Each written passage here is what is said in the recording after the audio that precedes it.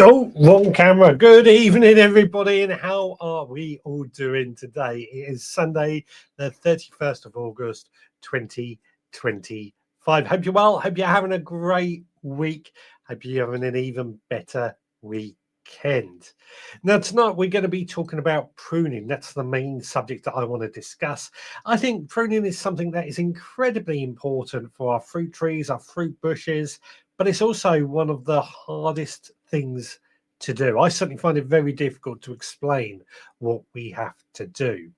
But I'm hoping with your help, we can unearth it a little bit more. Before we get into it, though, let's see if we've got anybody out there. Adrian is there saying, hello, Richard and all. Hello, Adrian. We have got Turbo Stream saying, good evening, Veg Podcasters. Good evening to you.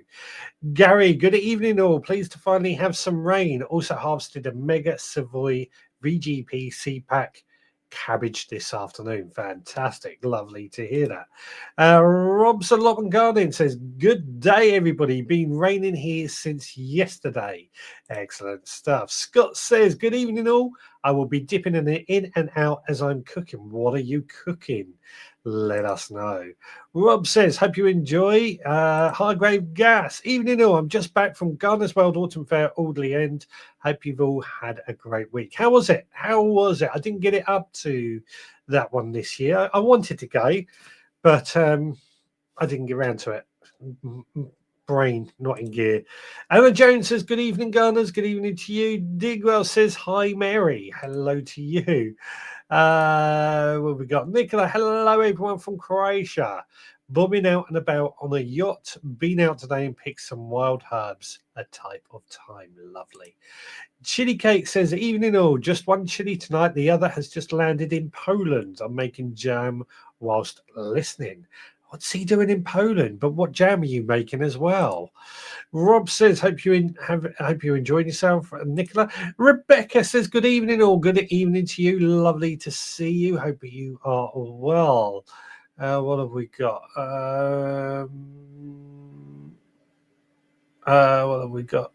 A Lottie Chet, aka Nathan. Good evening, everyone. Good evening to you. Rob says, well, hang on. The conversation going on there. Stuart Jackson says, evening, Richard and the Veg Army. 4 full water butts. I can see he also joined. Stuart also joined over on Instagram. So maybe he's watching in 2 different areas. Conversations going on, and there, I think that is caught up. But please do, if you want to add anything to the chat, please feel free. It is what we're here for. So pruning, this is what we want to discuss tonight. I'm just going to bring up my notes because I've sort of prepared a bit of a monologue for this. Let me stick it up here where it's easier for me to see. And yeah, tonight we're going to be talking about pruning, and pruning can sound a little bit scary, but really it's just about knowing what your plants need and giving them a little haircut to keep them healthy and productive. Just like giving your plant a spa day. That's the note I've made. That's an awful pun there. But I do think it is, for me, I find that giving plants a bit of a trees a prune just feels very counterproductive, but it makes all the difference. There was a photograph shared last week, and I've just realized I've forgotten to do the photographs, but there's a photograph shared last week where there was from Kate, who has just joined, saying good evening all. She shared that her apples have been the most productive ever, if I recall, thanks to pruning last year. So it does make a difference. It does make a difference to oh, that's weird. Did anybody get a weird flicker there? It does make a difference to what we are going to see. I've just gone off on it may have gone off on Facebook. That was the alert I saw. We'll keep an eye on that. Yeah, it does make a difference to your productivity when you prune things. Chili Cake says, Chili Phil is visiting a food factory and I'm making jam using Marabelle plums from my neighbour's plot. Fantastic. Stuart says, just on YouTube now, I got it working. Excellent. Over on Instagram, actually, Crab89 has joined. Elaine Elaine at the Craft Shed has joined, and Toby Clark 5555 has joined. Welcome along. Lovely to see you. We're talking about pruning. Hargraves says orderly end was good. Sunny today. Friday was a complete washout. Francis Tophill was the main celeb. Enjoyed visiting to Stephanie Hafferty as well. Apparently, she's quite well known on social media. Stephanie Hafferty, she started off with Charles Dowden and set herself up in her own thing. Yeah, quite well known. Quite well known. Frances Tophill, got a lot of time for Frances. She's one of my favourites. Biddos, evening everyone. Got Elsie, our 1-year-old here, so a bit busy. Hello, Elsie. Welcome along. Make sure you keep your granddad working hard. Idaho says, hello, I hit the thumbs up on the way in. Thank you very much. I've got to keep an eye because I don't know, can't work out if we are on Facebook or not because it's came up with an alert. We'll have to keep an eye on that. But yeah, pruning does make a difference to what our productivity of our tree is, particularly apple trees, blackberry trees, blackcurrant bushes. Blackberry trees doesn't exist, but blackcurrant bushes. It makes a big difference, but it also can extend the life of the tree as well. Now, one of the key things I think is always worth bearing in mind. One of the biggest tips I've always got to share is have yourself a good pair of sharp secateurs, or whatever tool you have, make sure it's sharp. Secateurs work well. I also have loppers and other bigger tools for some bigger jobs, but as long as they're sharp, they will do the job. If they're blunt, instead of making a nice clean cut, it will just crush the branch, which doesn't leave a clean cut, makes it susceptible to diseases and so on. Now, what, guys, has anybody here, I'm going to put those back so I don't lose them, anybody here done any summer pruning yet so far? And if so, what have you pruned? Anna Jones says Stephanie Hafferty is on YouTube, a great channel. I haven't seen her on YouTube, but I do know her. What have we got? Well done, Idaho. What have we got? Always like it. I like the company as well, talking about this show, indeed.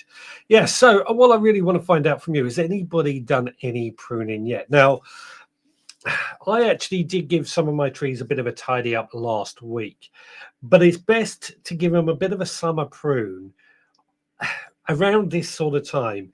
But the bulk of my pruning will be done in the winter when the tree is dormant, when I can actually see the branches I want to get to because they've lost their leaves, their sap is low. And generally starting off, I always go for the 3 Ds. I'll cut away any dead branches, any diseased branches, and any damaged branches. Those 3 Ds are always a good starting place. After that, let's get rid of that comment I've just seen. After that, we then have to think about any branches that are crossing over. So if you've got 2 branches like that, they're going to rub against each other. I always like to take one of those out as well.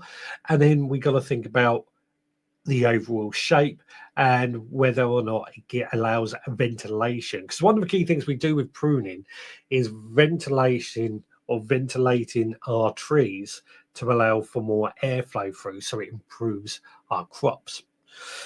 In fact, Anna Jones has just came up with a very good point. I've summer pruned flowering cherries, a flowering apricot, and apple trees this year. And actually, one of the trees, or one of the particular family of trees that I find is best to prune in the summer, is our stone fruit, such as cherries, apricots, peaches. And the reason for that is if we prune them in the winter, they're more susceptible to silver leaf disease. So I find that pruning those particular crops, those particular trees in the summer, is a must. Digwell says, not yet, but I'm still trying to figure out how to prune my Shugana 2-timer raspberries. Ooh, so 2-timer. That's so raspberries are a good one, or a good example. So summer raspberries, you would prune the the second year growth. So the summer raspberries generally produce fruit in this second year of growth. So the first year they'll pull up a branch or a stem, and in the second year that stem will produce fruit. So you got to leave it for the first year, and then on the after that second year we prune away that stem, and the stems that have been produced that year then will remain. But two-timer, I'm not sure on. Autumn, you just prune straight down at ground level in winter. But all the two-timer, I'm not sure on, unless it is an autumn variety, which does have a tendency to fruit twice in a year if you leave the stems on. But even then, I find they still produce fruit twice a year, or they certainly have this year. Good question there. Idaho says, I haven't done any pruning yet. Very busy with weeds. They are growing like crazy in the heat. Yeah, there's a lot of stuff to do, isn't there? There is a lot that we have to do when it comes to managing fruit crops. Rob says, I've had the best crop of weeds ever this year.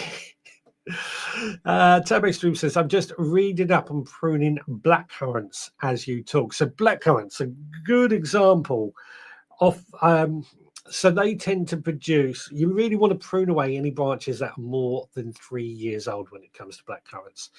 They will produce fruit on second or third year growth, one of the two, but basically after 3 years those branches don't produce. So again, older branches is what we're looking at when you want to prune them back. Digger says, daft question, why would you prune a stone fruit tree if it's still fruiting? This is one of the troubles. Yeah, this is one of the troubles. So I generally wait, like my cherries, they tend to fruit sort of May, June. By July, August, we have no cherries left on them. Same as my peach tree as well. So generally, by about the end of summer, they haven't got any fruit on them. So that's when I tend to do my pruning. If they're still in fruit, then I don't bother unless I really have to. I don't grow apricots because I'm not keen on apricots, but that would be something I would rely on you guys. Yeah. Idaho says exactly, the weeds are grown with wild abandon at the moment. Yeah, weeds. It's been a funny year. Well, certainly in the UK, it's been a funny year this year. Kate says, I haven't pruned yet. I'm going to do mine a bit later, but after I gave my trees a good prune last year, they have been absolutely amazing apples this year. They were inherited at the new house. This is it. Sometimes a bit of pruning rejuvenates some old trees and brings them back into life and makes them really produce fruit again, which ultimately is what we want. Stuart says, I will prune my apple trees in the next few weeks after I have harvested all the fruit. Yeah, apple trees. So apple trees, generally speaking, at the beginning of the summer, before they produce fruit, is when I would prune them. But that's generally in the summer pruning with apple trees, pear trees, your main fruit trees, you could say. I generally prune those to maintain shape. So you'll get like or extra branches of new growth, and some of those will need removing away from the main frame of the tree. But that's this is where I get in difficulty when I try and explain how I prune. It's one of those things, it's much easier to do by showing as opposed to telling. Rob says, never been this bad. Anna says, I only recently started summer pruning the laterals of my 2 apple trees to 3 leaves after reading the pruning guide. It has hugely increased the amount of fruit the next year, so well worth doing. So this is exactly what I was talking about. Summer pruning the laterals. Can you explain that in a bit more, because I can't think of the words. There's a really good book from the RHS that I've got. I'm not sure where it is at the moment, but it's my go-to book for learning about pruning, because I do find even the YouTube videos are lacking a bit. There's no real, I think it's because it's so hard to put into words. It's one of those things that most people just do by instinct.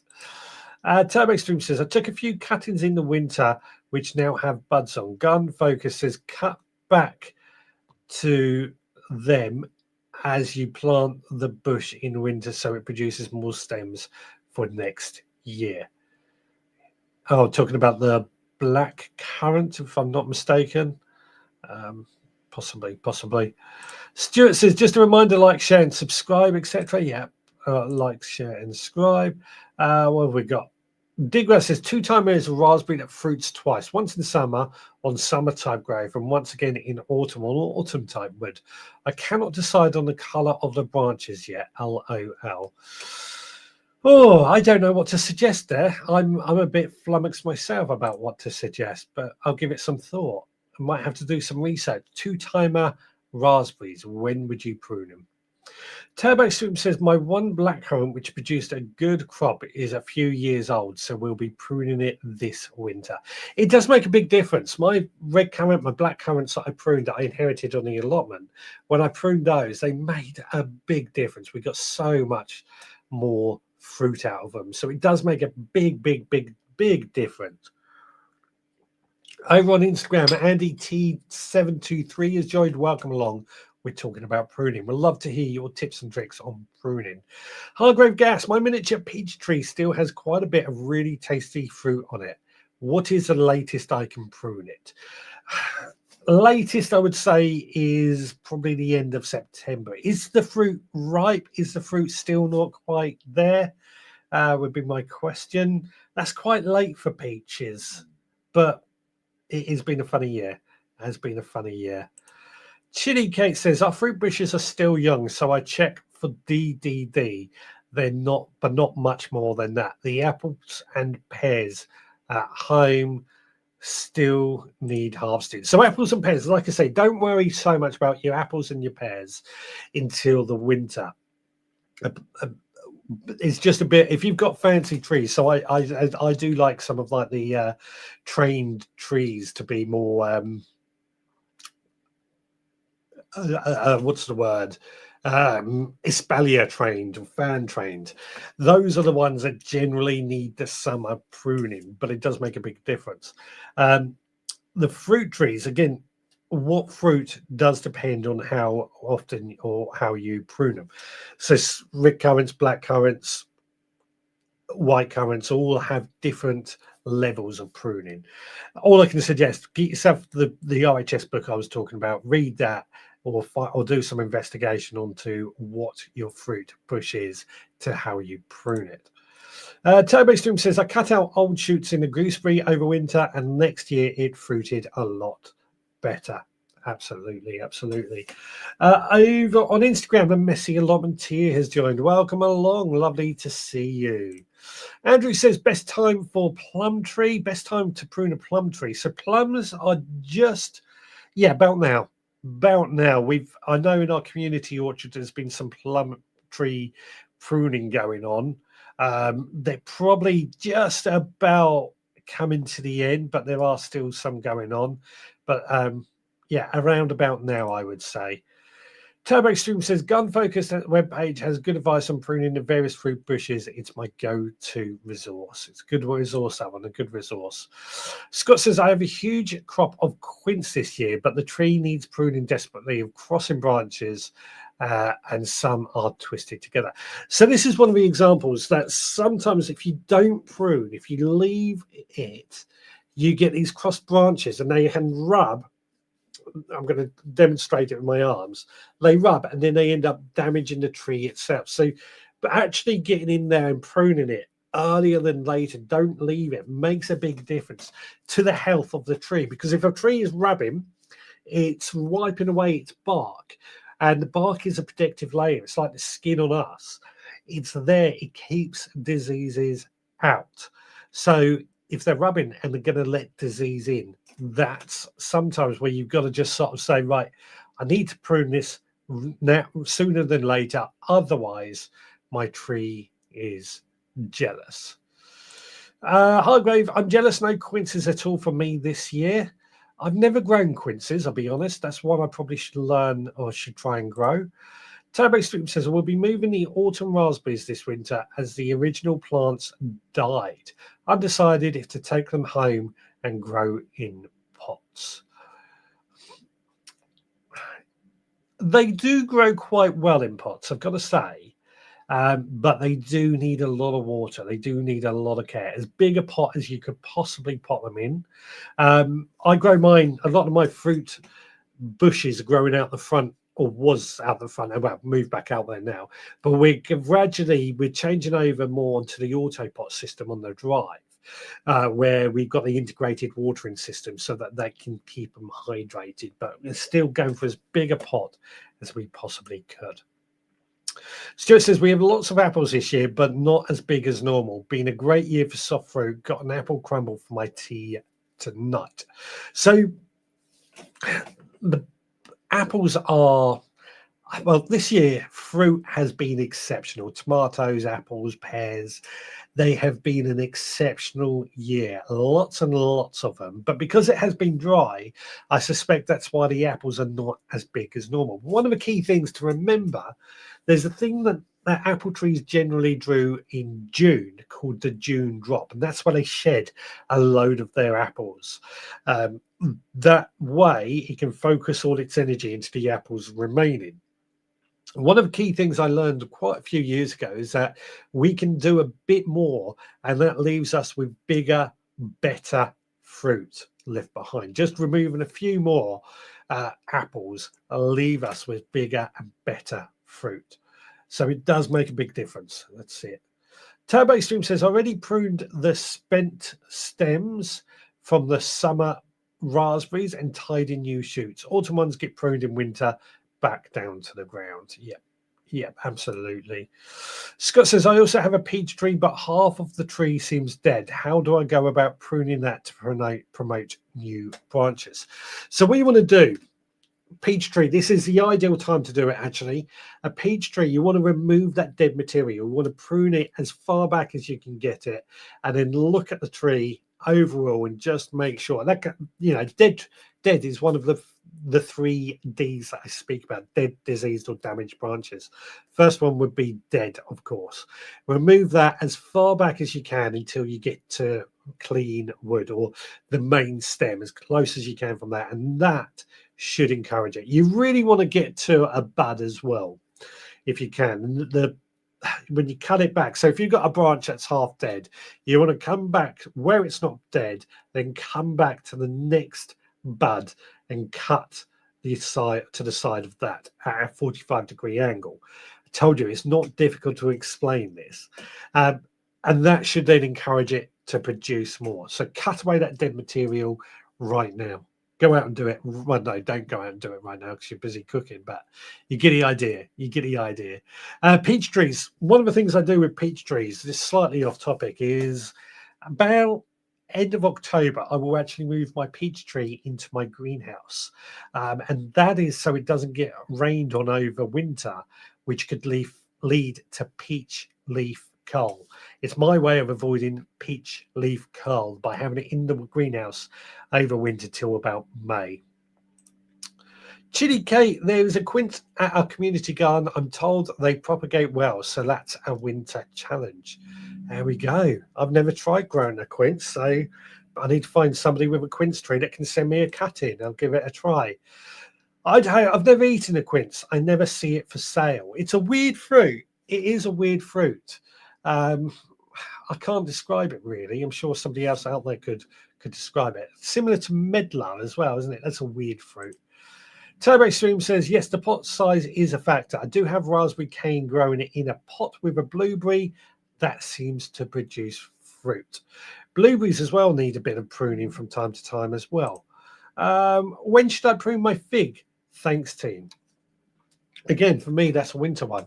You don't want to do it in the summer because of the sap. The sap on the fig tree can burn your skin. So don't do it in the summer, but certainly in the winter, prune it and train it, as we were just discussing. Turbo Extreme says, actually, how hard can I prune a blueberry bush? It's gone really leggy now, but does fruit okay, but the stems are bare lower down the bush. Or do I buy new bushes? I would say you've got nothing to lose by just giving it a good hard prune. It'll probably be okay. The thing is with blueberries, they're pretty hardy.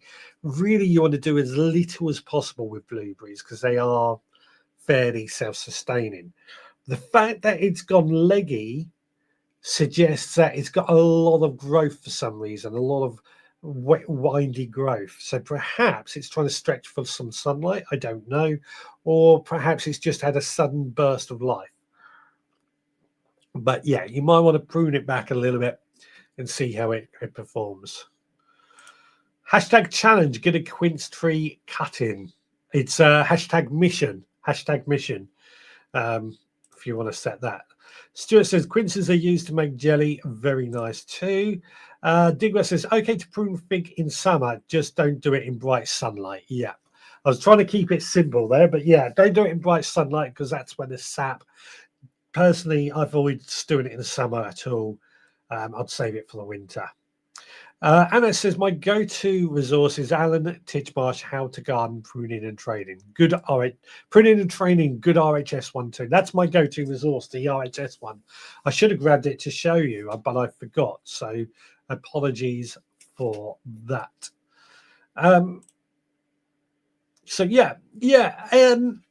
Anybody got any more questions or anything they want to add on pruning? Because I'm surprised how much we have covered. Let's have a quick look. I've said always use sharp and clean tools because that is important. Cleaning them. I used to have this spray for my pruners as well. I used to like a disinfectant spray that I would spray on my pruners in between pruning to keep them all clean and stop the spread of disease, because it's quite easy to spread disease when you're going from tree to tree or plant to plant with something that cuts into them. So a good disinfectant is actually quite a good thing to have with your secateurs when you're doing some good pruning. Shape you want as well is quite important with your trees, with your plants. One of the things I've been doing a lot more of, as you know, is making these espalier trees in my garden. And the idea behind these is to sort of form a fence. When I say espalier, I'm talking about branches going out like that, 2 or 3 high. I love espaliers. I love that sort of thing, that sort of shaped tree. I'm also getting some to go up in an arch, but keeping that shape is very important, as is keeping it open, airy, and well ventilated. Always the aim as well. One other thing I do want to point out, though, don't panic if you do prune too much. The plants are incredibly resilient. They will probably bounce back. So there's not much you can do wrong unless you really are.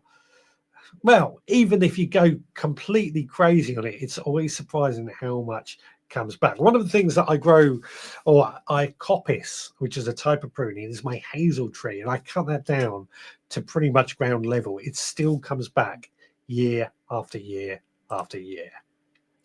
Turbo Extreme says the lower branches died on my blueberry, but the top is bushy. I might be brave in the winter. The fruits are quite small, so no major loss if it dies.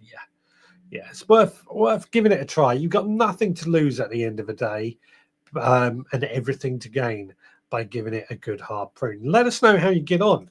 Let us know how you get on. Now, I've been talking a lot about this sort of pruning espaliers and things like that. This is something I am absolutely fascinated with.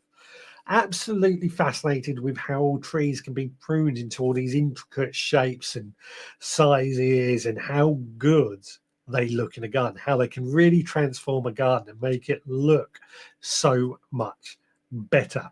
One of my favorite gardens is Western Gardens down near Chichester, and what I found there is they got fan trained trees, peaches up against the wall, which really utilize that warmth from the sun, but also they just look good. They just look good. These espalier trees, the trees trained into arches.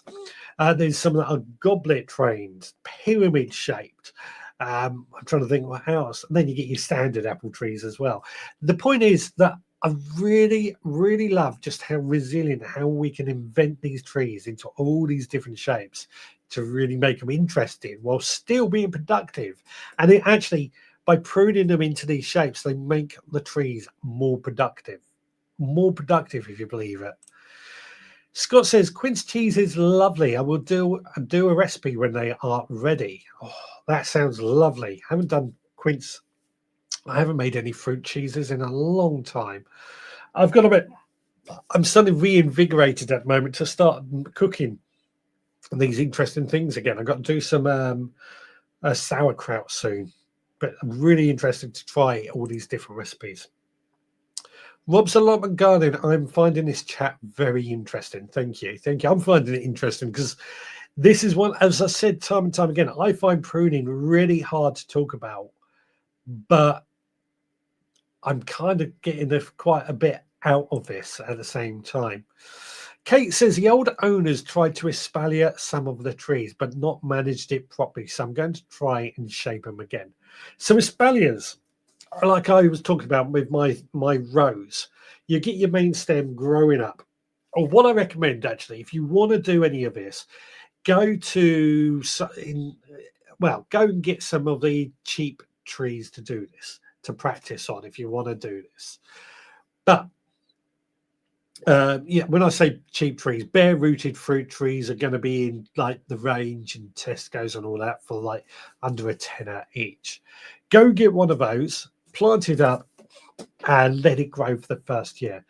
Then you got your main stem coming up. You want to come up to about the height of where you want the first row coming out like that, and you want to see where you got some buds. Cut the main stem off just above that. That should encourage that main stem to go out like that, but also a stem to go up the center as well. Then when it grows up the following year, you're going to do it again at a higher place, and again it encourages that. For me, it makes a really good looking fence, a really nice looking fence, and it's incredibly easy to do. I've not explained it very well, but it's something that I'm really into at the moment. Stuart says, went to a lovely garden on my holiday. They had fruit against walls, pears, apples, figs, grapes, and raspberries. Looks so easy to look after. And they do make it look easy. I'm not saying it is, but they make it look easy. Chili Kate says, I can tell you that these Mirabelle plums smell amazing cooking. I'm wondering now if we can train plums into, well, my book will tell us if we can train plums into some of these interesting shapes and styles. I definitely think there's something to it. There's definitely something we could be doing with it. Kate says, I did a pruning workshop at a local allotment. It was incredibly helpful to see the practical tutoring, and I've seen others advertised. Yeah, I know Westdean do pruning workshops. Are very, very expensive though, but it's definitely something I think I need to do. I think I would benefit from doing a pruning workshop, just for learning more how to talk about it, if anything. But one of the key things I think with pruning is more about having a confidence, because you are cutting a tree off. It feels very counterproductive. It's not counterproductive, but it does feel it like you're doing something wrong. So a workshop just to build your confidence. If you are unsure, go do it. Gary says, anyone grow hops, and how do you prune them? I've never grown hops either, so I couldn't tell you. I think you cut them down to the ground every winter, but I could be wrong. We'll put that out there. Has anybody grown hops, and how do you prune your hops? Grapes are a good one to prune as well, because my grapes, I mean, we've got a bumper load of grapes this year. We're going to have a lot of grapes. We're going to have to find some ways of using them up, to be honest. They're not quite ready just yet, but when they are going to be delicious. But pruning the grapes is another big job, because grapes are a real twisted branch, and it's difficult to keep on top of them, but they do benefit from it quite a lot. Scott says, for anything fermented, there's a YouTube channel called Clean Food Living. Very easy to follow recipes and good explanations. Yeah, I'll have to look into that, because I've had quite a few questions on fermented foods.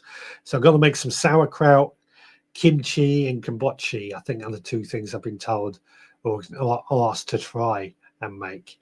I'm going to give it a go. At this point, a couple of things I just want to say. You will see on the bottom, if you do have a challenge or a mission for me to do next week, #mission and your challenge, and it goes into the drawer. Just type #mission go into a drawer. And the same with a cook along, hashtag cook along for next week's recipe. Added to that, there was something else I wanted to say and I have forgotten it. So I'm going to carry on until it comes back to me. Now, the mission for last week was to make it rain, and it has rained over this last week quite a lot. I'm very, very, very grateful for it. In fact, I was looking on my weather station out in my garden to see how much rain we've had over the last month. We've had 27 millimeters, of rain. 26 mil of that was in the last week. So we've had a lot of rain in a short amount of time. And you set me the mission to make it rain. I think that is mission accomplished. Would you agree or not? Didn't make a video, of course, because how could I make a video? I couldn't share all my secrets of how we made it rain, but we made it rain nonetheless. You're very welcome. I'm sure you're all grateful for the rain because it's needed. Swig of coffee coming right up.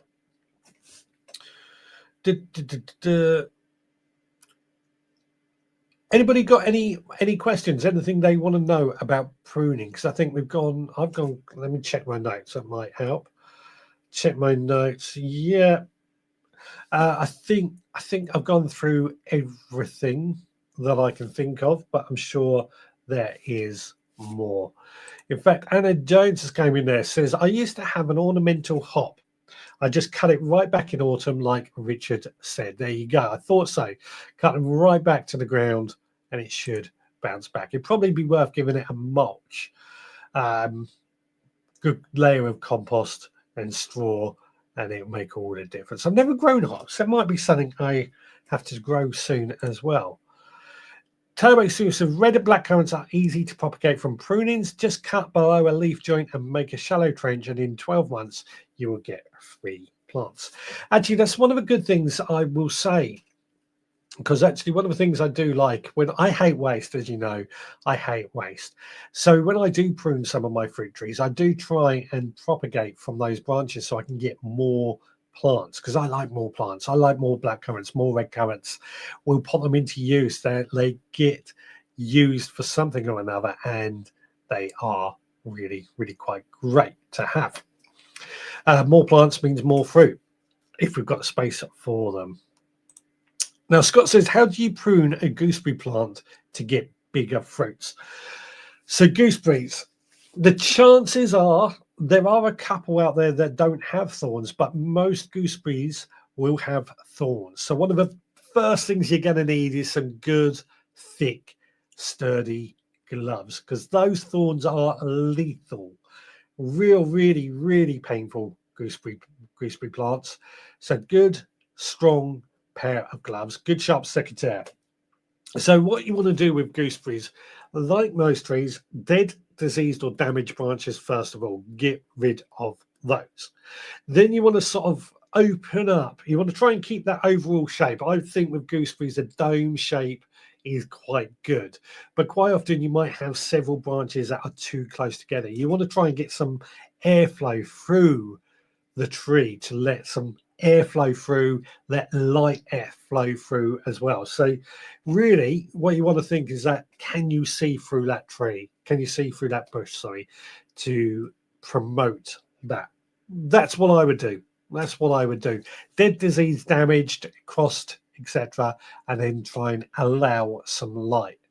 I know I don't think I'm explaining it very well. It's really difficult, but yeah, you just want to try and open it up to let light and let air. I like to think if you have a gooseberry bush laden with fruit and you're getting thorns when you're trying to get the fruit out, there's something wrong. So you want to be able to get your arm in to remove fruit. That's the way I would think about it with gooseberries, being able to get your hand into that tree to pick the fruit. Don't know if anybody else agrees with that, but that's the way I would describe it. Anybody got any more thoughts? Anything they want to add to this? Or have we covered everything? Is everybody really happy with their pruning? I find that hard to believe because it is difficult. It is difficult. I think the key thing is you've got to be bold. You've got to be bold. Turbo Stu says, with gooseberries, you take out the older stems that are a darker colour. There you go. Dead, disease, damaged, old. There you go. There you go. The darker colour ones to let light and air through. There we go. I think what we're going to do quickly is go to this week's cook along. It feels like it's a good time to go to that. So where are the videos? Where are the videos?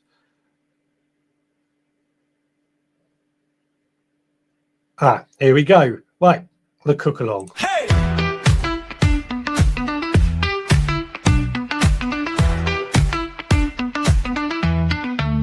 Come and cook with me. Make some food with me. Come on, everybody.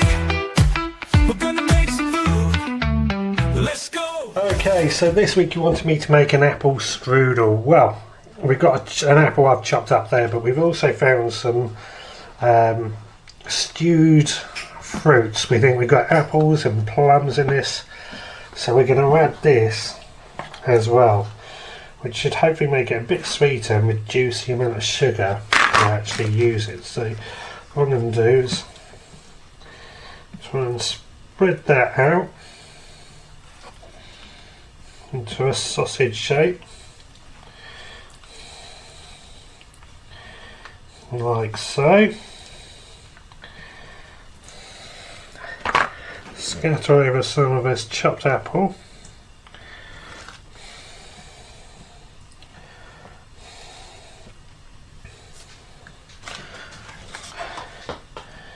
And then sprinkle a touch of cinnamon over as well, just to add a bit of flavour to it.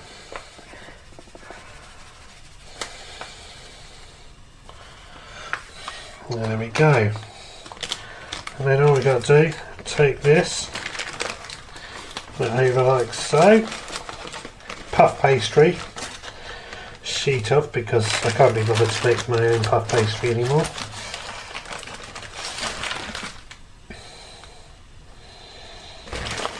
So as it's like that, I'll try and roll it into more of a ball. And there we go. And then we take that into the oven, gas mark 6, for about 30 minutes.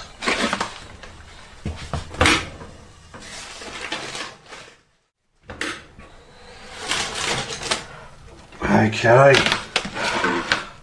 that looks like it's more or less ready. Pastry's nicely puffed up. Fruit is oozing out. We'll give it a few minutes, but we'll see what it's like back in the studio, how it tastes.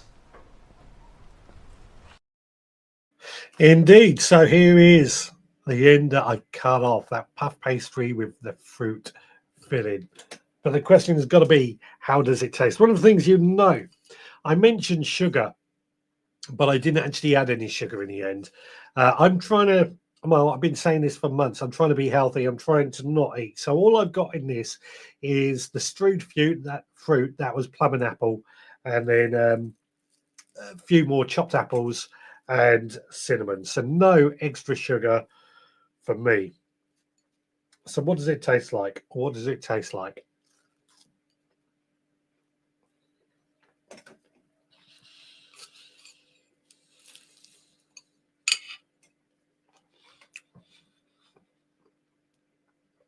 Didn't get much fruit in that bit.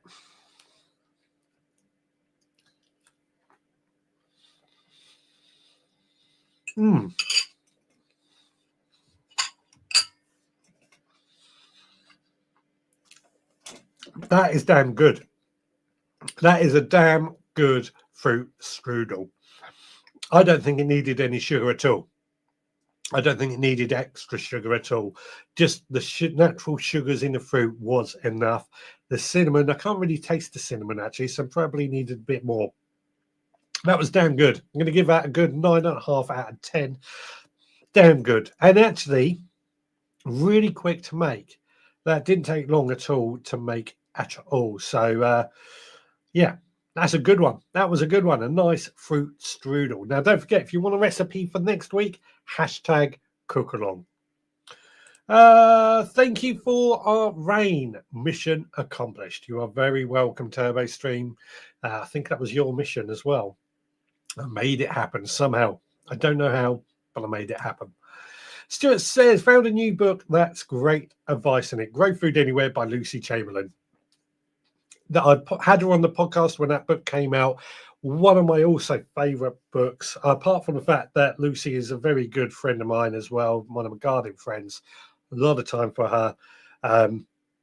Yeah, really, really good book, actually. It doesn't specialise on pruning, but it is a really good book, and it does touch on pruning. Go and get it. Go and get it is my advice. Turbo Stream also says, Lucy and Saw have an excellent podcast too, Stuart. Talking Heads, it's called. Indeed. Anna Jones says, brilliant podcast, that one. And I'm going to blow my own trumpet a little bit there, because Lucy and Saul, both of them are really good friends of mine. And they started their podcast. I was one of their inspirations. So I'm taking that as a badge of honor, because that was for me a really good thing to hear, that they wanted to make a podcast because they saw what I was doing. Really made me quite happy. Really happy that. Digwell, plenty of sugar in the fruit, in my honest opinion. I agree. I don't think it needs extra sugar in fruit. I think some people do add it, and each to their own. But do we really need it? Fruit, plums, apples are quite sweet anyway. I don't think it needs it. And that, I said, that was really, really easy to do. Scott says, looks tasty. I'm in on the phyllo pastry side. When it comes to strudel, with just apple, but agree with puff when other fruit is included. Phyllo pastry with just apple. I didn't think of that. I'll have to try that one day. But yeah, puff pastry works just as well. What's your thoughts on adding sugar to it, though? Do you think it needs sugar when adding to fruit strudels? Does it need it? I like this question in now. Do we really need to add extra sugar to fruit strudels and things like that? I'm going to throw that out to you guys to answer that. And I say that because I'm always trying to lose weight. I've been trying to lose weight for as long as I can remember, and although I'm quite active, I'm pretty fit. I am well overweight. I'm obese, and it's because I eat too much. And I'm trying now to not eat as much, and also I don't eat much sugary treats anyway. But I'm trying to cut that out completely in carbs, which is easy. It's not as difficult as you think. In fact, I've noticed, because I haven't eaten, or I very, very rarely eat bread. But I've noticed whenever I've eaten bread, I felt tired afterwards, sleepy almost, needing a nap. And I think it's that like sugar hit, what do you call it? Sugar high and then low. I think that I'm getting that from things like carbs with bread and stuff. It's giving me that low and making me feel sluggish. So cutting bread out is quite interesting. Kate says it depends on how tart the fruit is. I'm not very good with anything too tart, so add sugar if necessary. That's actually a very, very fair point. It really does depend on what you're cooking. I quite like tart food, but I'm weird like that. I like bitter food as well, but I'm weird like that. And everybody's tastes are different. So yeah, don't add sugar if necessary. Scott says depends on the fruit. Cooking apples, yes, he adds sugar. Eating apples, no. I've got to admit, I do wonder, why do we have, apart from the size, but why do we have cooking apples and eating apples as separate things? When I personally think if we're going to grow eating apples or an all-rounder, we could just use those for cooking. What do you think is the difference? Why do we have different apples for that? Digwell says, like all cooking within reason, taste everything before cooking. If it's not sweet enough, then add sugar. There we go. Good answer. I still think, do we add too much sugar to stuff because we got so used to having that sugar hit from it? Do we really need all that sugar? I remember I used to have 2 sugars in my coffee going back probably over 20 years ago now. And then I just went, right, I'm not having sugar anymore. I went teetotal for 2 weeks. Coffee tasted horrible for that 2 weeks, and then I was soon over it. And now I can't stand coffee with sugar in it. So taste buds are obviously a key thing here. Kate says texture. Eating apples break down faster when cooked. Excuse me. There we go. That's a good answer to that question. Digwell says cooking apples hold their shape when cooked. Eaters go to mush. Okay, now we're getting somewhere. We're starting to uncover this. That does make sense. Apple pie with lumps of apple in it that stay looking like an apple are cookers, whereas the apple pie we might get from McDonald's is like what would you call it? It's almost like paint. Wallpaper paste. It's so sort of lumpy, gooey. Interesting. Scott says cooking apples cook down to a good fluffy pulp. Eating apples don't break down so well. There we go. And Digwell says most people don't add excess sugar. When I say excess sugar, I mean, I'll use the coffee example, coffee or tea. People who drink coffee or tea and add a lot of sugar to it. Is it really necessary? Everybody's tastes are different. Here we go. This is a bit of a personal question. Who adds sugar to their coffee or tea? Bit of a personal question. There's no right or wrong answer to it, but I found that I just went teetotal from sugar, and now I cannot stand it in anything I drink anymore. I don't drink energy drinks either. I am guilty of drinking Coca-Cola, because that's the only one that actually has what I call real sugar in it. I don't like these fake sugars. I think they're going to do more harm than good, in my opinion. I'm no dietitian or anything. I just think the fake sugars are going to do more harm than good. So I only drink Coca-Cola, but in moderation. Nicola says, got to say goodbye, supper time. See you next week from Cornwall. Enjoy your stay in Croatia. Chili Kate says, I did a lot of work with a certain shop on there, not just any apple sauce. And the cooking characteristics vary so much from one type to another. There we go. There we go. What are characteristics that were different? That's my question, though. And was there any rhyme or reason to it? Was there any patterns? Kate says, I have sugar in my tea and coffee. I won't touch sweetener. I'm with you. I won't. I think I've got to be careful what I say, because there's some people that can only have sweetener for diabetic reasons or health reasons. But I actually think, I personally believe it's unnatural sugars are going to be worse for us in a long time.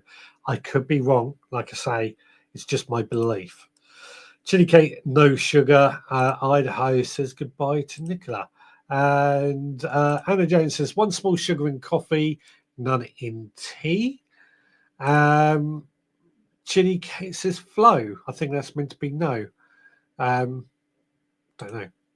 No sugar in tea or coffee. I now hate very sweet things. I used to have 4 sugars in tea, but gave it up about 30 years ago. That's my point. This is actually something. My point is that because I don't add sugar to anything, does that mean my taste buds are different to people who do have sugar in a lot of things? Degra says, I gave up sugar in coffee in the Royal Navy, 6 weeks at sea, ran out of fresh milk, black coffee tasted weird with sugar, so I stopped. Still no sugar in tea and coffee 40 years later. It's weird, isn't it, how quickly you cannot stand tea or sugar in your tea or coffee.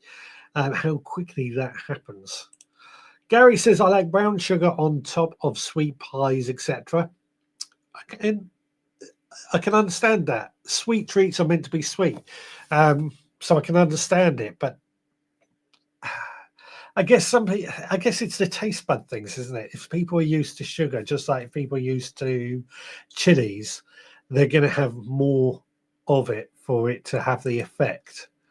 Flavor, texture after cooking, and ability to process in a factory were key, says Chili Cake, talking about the differences in apples, cooking apples. Stuart says, no sugar for me in tea or coffee. And Chili Cake says, sorry, touchscreen is sticky from plum juice. Plum juice, yummy. Yeah, making me hungry thinking about it. Chili Cake, I'm running tasting workshops at work this week. I wish I was down your way. Oh, I'll give it a taste. Turbo Soup says you should give up the Coke. It's really, really bad for you. I used to drink loads of it, but can't stand it now. Like I say, it's something I drink in moderation. I don't drink. I generally drink tea. Generally drink coffee. I don't drink tea. I also drink a lot of orange juice or apple juice, fruit juices. But there are times when you just want to be a bit naughty, and that's when I generally drink Coke.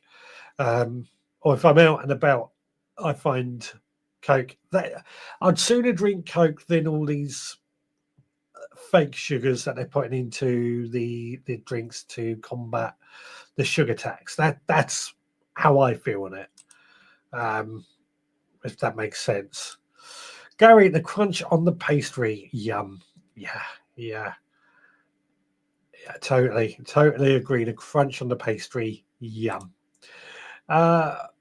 Digger says free sugar is quite dangerous to our health. What do you mean free sugar?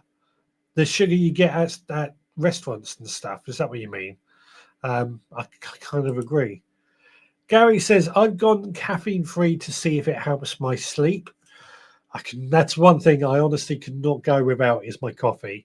It doesn't affect me. I can have a cup of coffee and go straight to sleep. It doesn't affect me, but I cannot go without my coffee.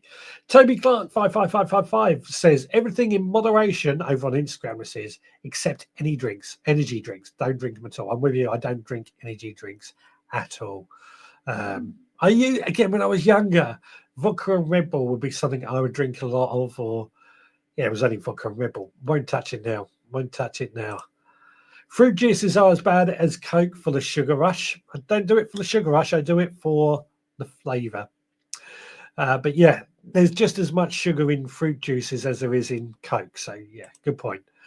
Digwell, even diet drinks are bad for you. They still activate the glucose craving. I've actually read something about this, and this is where I've got to be careful because I'm no dietitian, but I've read that when you drink these diet drinks, the glucose or your body activates the glucose craving or whatever it does, but because it doesn't get it, because it's not sugar, it does something weird. I don't know. It's just something I read. Idaho says, I only drink Coke if I'm out and about, dying of thirst and no water available. Yeah. Again, I'm with you. It's one of those that it's a treat. It's something naughty. Digwell, free sugar, added sugar. Absolutely. Right, with you. Added sugar. Anna Jones, isn't the artificial sweetener aspartame dangerous as well? So, got to be careful here. I personally have heard lots of stories of aspartame being dangerous to humans, but I would counteract that by saying I'm no scientist, I'm no dietitian. If it was that dangerous, then it would be stopped, but I could be wrong on that. But I do believe it's not very good for us. I do believe aspartame is not very good for us. For me, it's more about being natural, isn't it? Tablet Super says, I love my coffee, but taking a break from it, I'm in a quest to see what's causing acid reflux while I wait on my hospital appointment. I had Did I tell you I had the acid reflux the other night where I woke up in the middle of the night? I had a Chinese for dinner and I just woke up about 2 o'clock in the morning with acid reflux and couldn't, burning in the back of my throat. It's horrible. Absolutely horrible. Right, I think this is time. Oh, let's just get this. Chili Cake says, not all alternatives. I'm not saying that artificial sweeteners are bad or affect blood sugar, but those cheaply available in mass produced food and drink, not so much. Yeah, I mean, what was the natural stevia? This is going back many years ago when stevia was all the rage. It's meant to be this really good sweetener, and I was growing the plants, the stevia plants themselves, and you just literally a tiny little bit of leaf put on your tongue, and it was so sweet. That would fall, I guess, into a natural sweetener or an alternative sweetener. I haven't grown that for a while. That might be something we have to look at growing next year. Stevia again. Digwa says every sweetener has its downsides. Sorbitol makes me fart like a hippo. Yeah, again, it doesn't surprise me. It doesn't surprise me at all. But some people, as I said, people with diabetics, for example, they can't have sugar. Or, well, again, I don't know. I'm no doctor, so I don't want to make a judgment. But sugar can be quite dangerous for them. Idaho says, mental note, stay away from sorbitol. I don't think I've ever tried it, so I'm interested to see if it affects everyone in the same way. Excuse me, I doubt it does. Turbostrom, I hate the artificial sweeteners too, but they add it almost anything mass produced now. No wonder is everyone is sick these days. Yeah, again, this is why, as I said, I'm trying to lose weight. I've always eaten reasonably well. I will admit I overeat. I eat too much, but I've always eaten reasonably well. I am going more now for clean eating, so just eating everything natural. I mean, at the end of the day, we grow our own food in order to grow things or to eat natural, to know where our food comes from. Or many of us, that's why we grow food.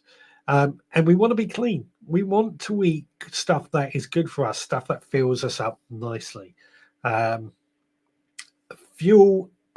is our fuel. It goes into our body. We want to make sure everything is good on the inside. Chili Kit says, I use urethral, something like that. I'm guessing that's another sweetener. I have no idea, but I'm going to make that guess. Right, I think it is time that we go to this little feature. Put your hands on this or that. He's gonna get it off his chest. Let him take the foreign vet. Put your hands.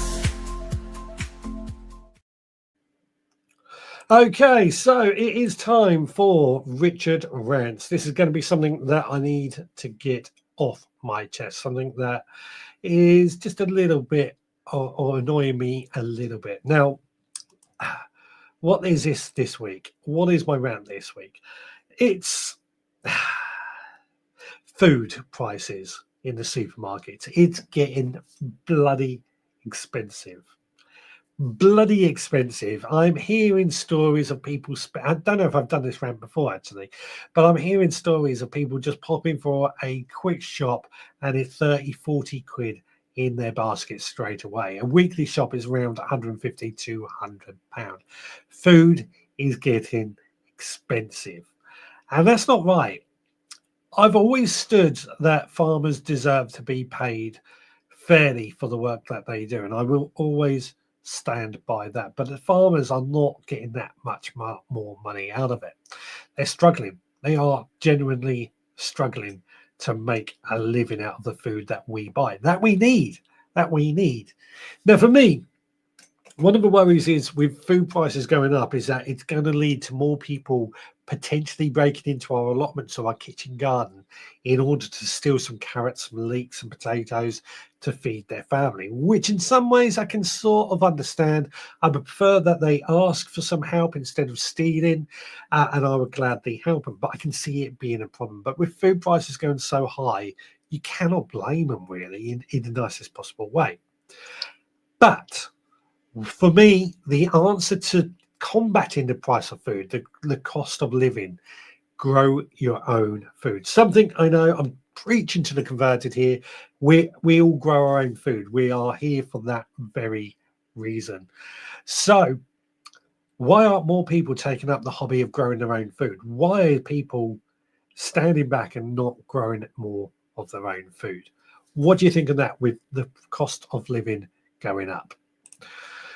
Turbo Extreme says, I've been on a quest to remove as much ultra-processed foods as possible in the last 2 years. It's hard unless you cook everything from scratch. Yep, I'm in the same. We do cook everything from scratch, to be fair, but I'm with you. We are really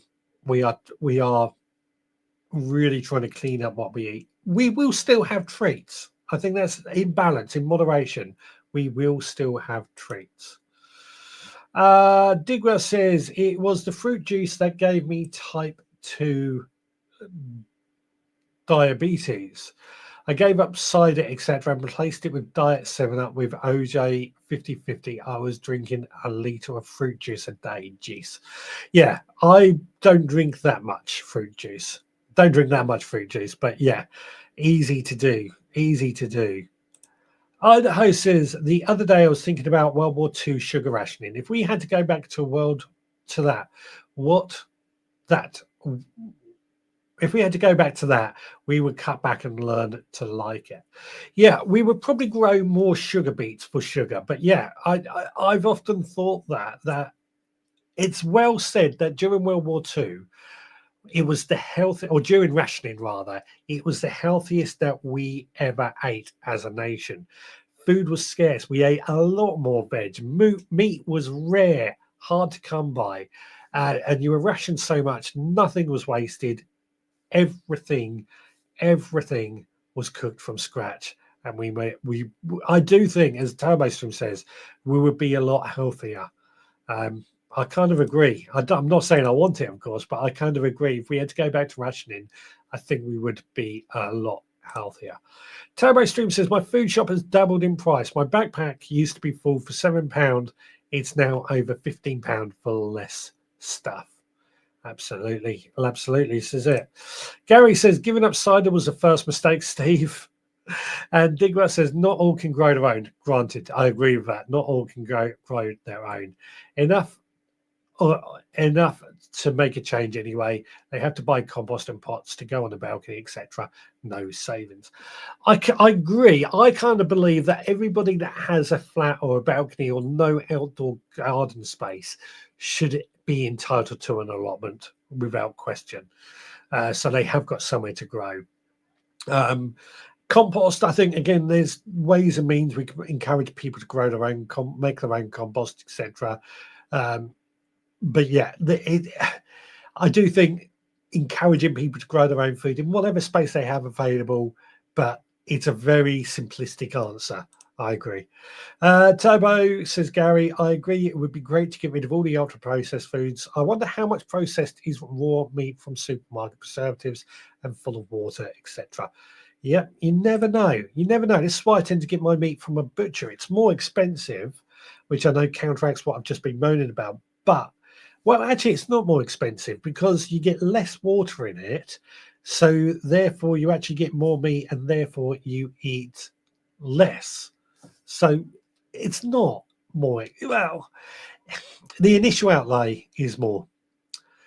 Digwell, on my diabetes course, the one thing that really impacted on me was the small glass of OJ at breakfast. When you are at a hotel, 6 oranges worth of sugar in that glass. No one eats 6 oranges in one go. Yeah. And I say that because I do quite like orange juice with my breakfast. But yeah, there's a lot of sugar in it. A lot of sugar in it. Turbo Studio says, I hate that, Gary. I cooked a chicken fillet this lunchtime and it shrunk to half its size. Butcher. More expensive, but worth it. Stock full of sugar, says Idaho. With that, yeah, it's surprising just how much sugar is in even apples and natural foods. Stuart says, I do think processed food is part of the problem. I would say to many people use processed foods, we stop buying ready-made food. Yeah, I agree. The trouble is, I think people are so unaware of what is a processed food, because bread is a processed food.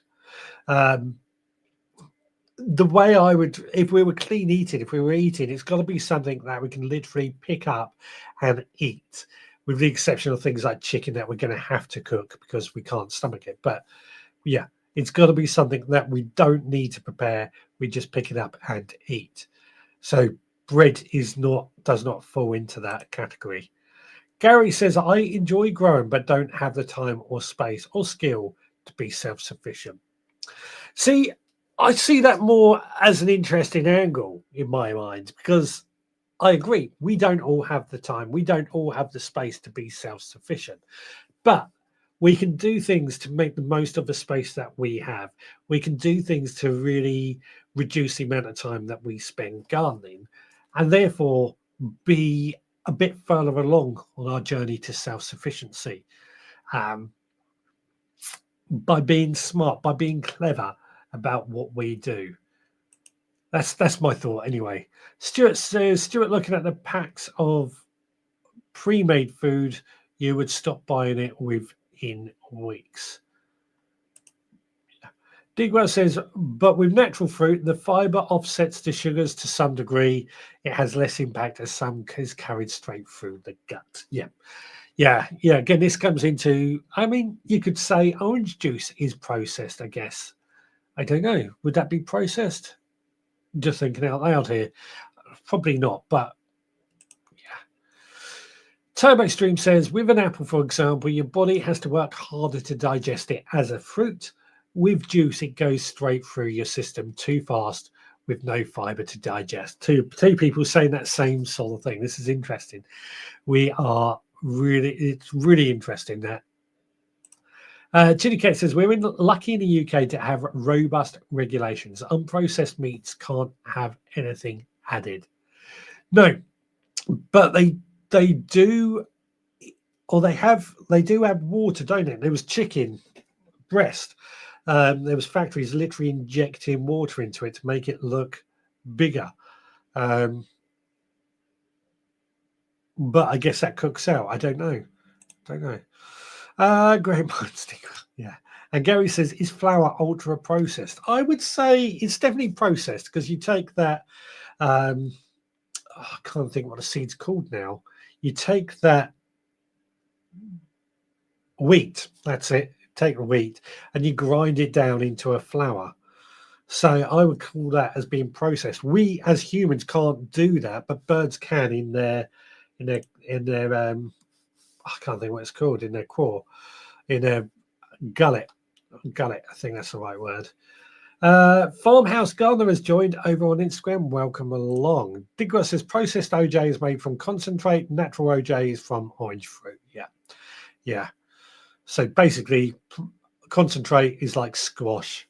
I do like orange juice. So Idaho says, people used to go to the bakery and buy bread every day, or ladies would make biscuits for breakfast every day. Just judging the size and length of a bread aisle at my grocery store, lots of people buying it. Yeah. As I said, I'm pretty much cutting bread out. I don't eat anywhere near as much bread as I used to, and I feel better for it. I do feel better for it. Or it's rather, when I do eat bread, I can feel the effect. It's weird. It's really weird, because you think it's harmless. If you want juice, I would blend it with your mixer thing from the fruit. Probably. Is that the same with smoothies, though, isn't it? I was reading something about smoothies not being as good for you as people make out, because it passes through you as well. Again, I'm no dietitian and stuff, but I do like smoothies. I would often have that for breakfast, but it does pass through you quite quickly. Yes, white flour is ultra processed, whole grain is not. There we go. There we go. That answers that. Right. So, as I said, I forgot to do any pictures with you, or forgot to do the picture file. So, I'm just going to bring up the pictures from the Facebook group like this. I've seen I've got a potential spam. We'll have a look at that in a minute. Kate Pak Choi. She grew some in some soil, which I think is this lot of pak choi, which of course was our challenge, our seed that we're all going to grow. Because we're going into September, we're going to start that off again in a moment for September. But pak choi is looking like that. And in her hydroponics, the hydroponics definitely looks much stronger, much further along. Very, very interesting. Steve also shared a photo of his pak choi, which where is it on this? Oh, down the front there. Slow but sure. It's been quite slow at the moment. I'll show you my pak choi in a moment. Jenny has been sharing these photos of her garden. This is rhubarb, fig leaf gourd, sorrel, and Corsican mint. I gotta say, I really like the greenness of this area, and it looks like there's a little water feature in there as well. Well, that's what we got. She's also shared this photo of all this food that she's picked for lunch: tomatoes, giant Bolivian, and a cacho, and a Malabar spinach. I can't say half of those roads.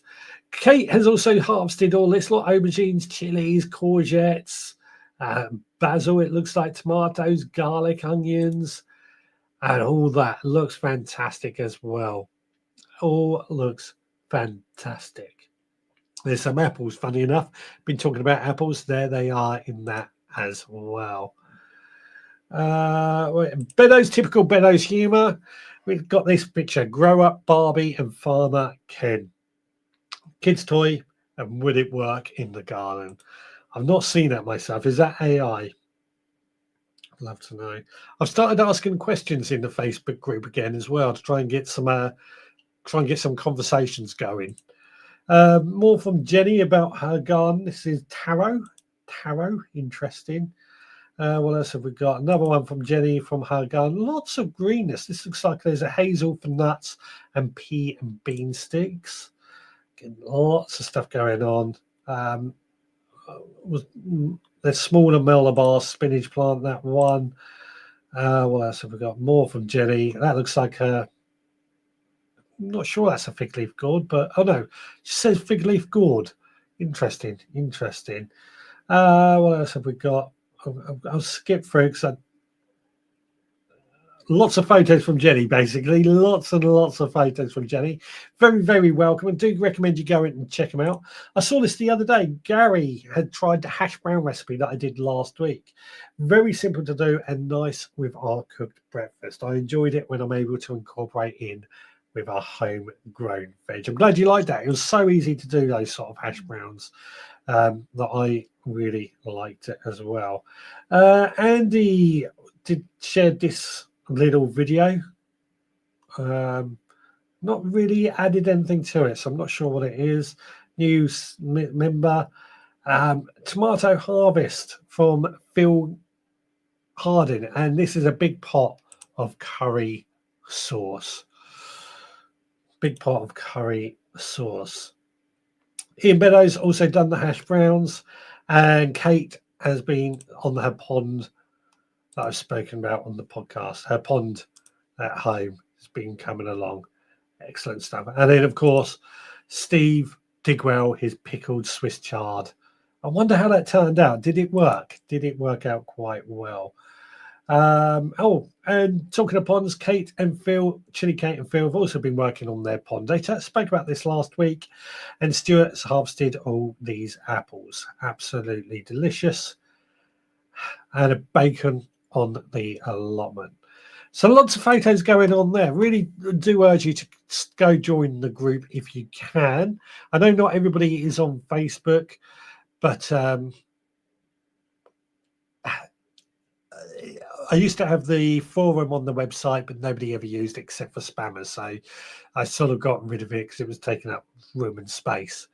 But I'd love to be able to communicate with everyone better. But the group seems like the best way.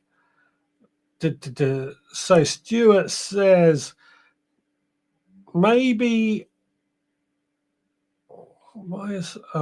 let's get rid of that. Maybe we are losing the skill to cook from scratch, or we should have looked after the independent shops. Corporate, no, what is it? Capitalism. Everybody wants to buy stuff. Everybody is making the most out of what they're buying and spending their money on where they want to. Yeah, we should be cooking from scratch, but if somebody's going to cook it for us, and that's been around since the dawn of man, people have been cooking food for man. Not everybody can cook. Not everybody has a kitchen, believe it or not.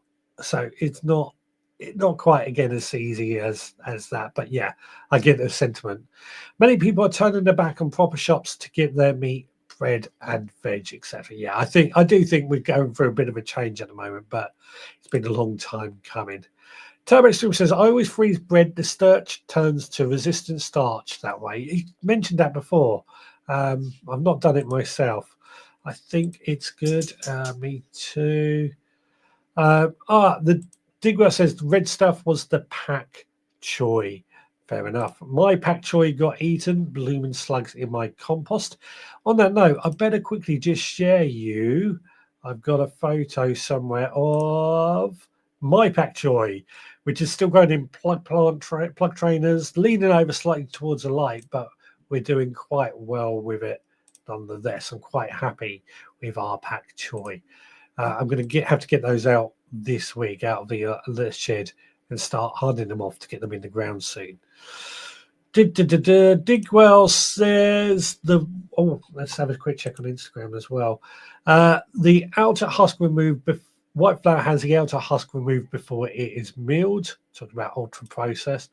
Turbo Extreme says, I don't use Facebook. I'm not going to either, so I'm out on that section. You can email me your photos. Don't forget, you can email me your photos as well.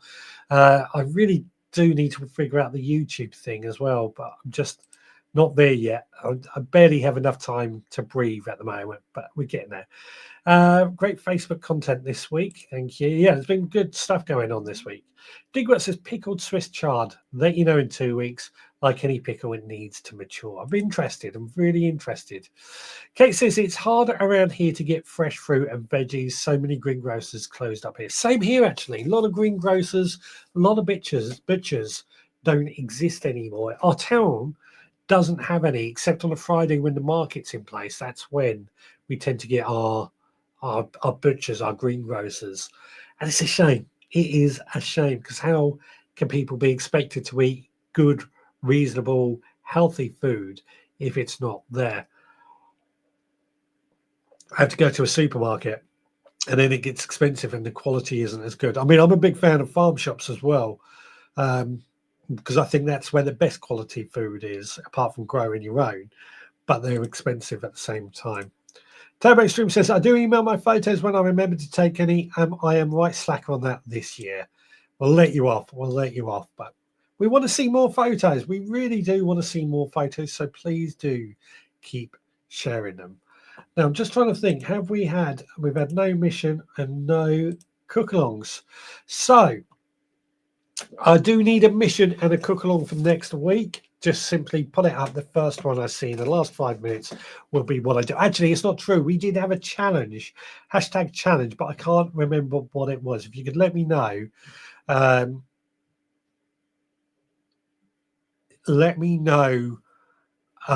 it was. I think it was Gary that came up with it. What else was I going to say? So as I said, we done pak choy as a group to sow this week. Pak choy this month, sorry. As we're going into September, we need another seed to sow. Now, my seed of the month for the podcast is going to be watercress. And I think, would we want to stick with watercress for our seed to sow as a group, as something to report back on each week? Is watercress any good? or do you want to do something different? Let me know in the chat. Digwell, YouTube just let people send photos, etc., via your community post. Okay.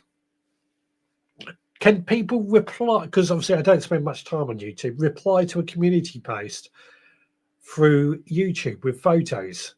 Can they do that? I'm going to test that. Thank you for letting me know that. Margaret says, Coombs Farm now have a meat vending machine, all farm grown meat. Okay. I'm going to have to check that out. We get our milk from vending machines, so I'm going to have to try out a meat vending machine in Coombs Farm, not far from me. Farm shops, big rip off. The three near me do not grow any veg do not grow any of the veg currently on offer. Our farm shops around here are quite good. They either grow it themselves or they work with other local farmers who do grow it. So if you've got a dairy farm, for example, they're going to get tomatoes from somebody that does grow tomatoes within a certain distance. That's our ones around here, but of course it could be different wherever you are. Turbo Stream, our nearest farm shop is a 25-mile return trip, so not really worth it. Have to make do with supermarkets. Again, like I said, everybody's different. We are very lucky where I live. We have lots of farm shops. We have lots of options. I still prefer growing my own though. Turbo Stream says, like Digwell, does a farm shop actually grow its own vegetables? Depends on the farm shop, depends on the farm. Like I said, we've got to work. They want to work with other farmers. I think it works quite well. Mission Mirror Kate's challenge: growing quince from cutting. Yeah, we'll do that. Chili Kate says watercress. I think watercress is what we're going to do because it is our seed of the month, of course.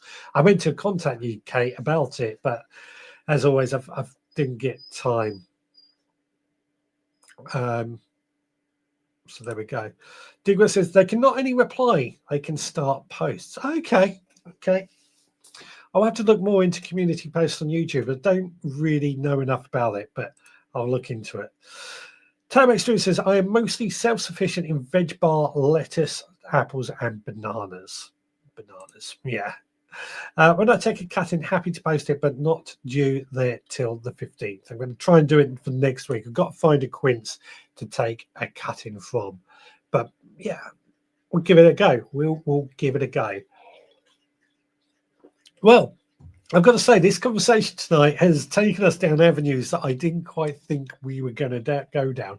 We started with pruning. We've discussed sugar. We've discussed farm shops. We've discussed quite a bit. It's been quite an interesting chat. I hope you've all enjoyed it. I hope you've got something out of it as well. Like I said, please do keep sharing your photos. I will try out this YouTube community because I know not everybody is on Facebook. But I will try YouTube community and see what we can get from that. Right. Next week, what are we going to talk about next week? We're into September. We're into, would you class that as autumn? But September, garlic. For me, September is the month for growing garlic. So perhaps we're going to talk about garlic growing tips and tricks in preparation for when we grow. We plant out our garlic. Does that sound like something you would be interested in discussing? Talking about garlic, would that work for you? And like I said, watercress is going to be our seed. So if you want to go and sow some watercress seed or grow watercress this month, we can do that as a group, just like the pak choy, that we've done throughout August. How does that sound to you guys? Gary said garlic recipes. Yeah, absolutely. We can include garlic recipes next week. Going to be a garlic fest. Just like the garlic farm on the Isle of Wight. But you get the idea. I think it's, a good little chat. Jamie Little Lotman, don't forget us Instagrammers. I've been talking to you quite a bit throughout the show over there, but lovely to see you. I've got hiccups now. Got hiccups now. Anyway, it is now 7:30. We're going to discuss, as I said, well, Turbo Stream says yes to garlic, but I don't grow or like it. shall I just cook something using garlic for next week's recipe? That's what I'm going to do. That's what it's going to be. Right, guys. This has been great, as always, chatting to you. I hope you've enjoyed it. I think it's been a good conversation, as always. Some of you coming in at the last minute. Again, you've missed a really, really good show. Jamie says, does watercress have to be grown in flowing water? Not necessarily. It does better in flowing water, but if you change that water a lot, it does do fine. It does need a lot of water. Anyway, it is time to get out of here. It's time to pack up and head on in for the night. We will be back again next Sunday at 6. Podcast out tomorrow as well. So until then, please take care. Thanks, guys. See you again.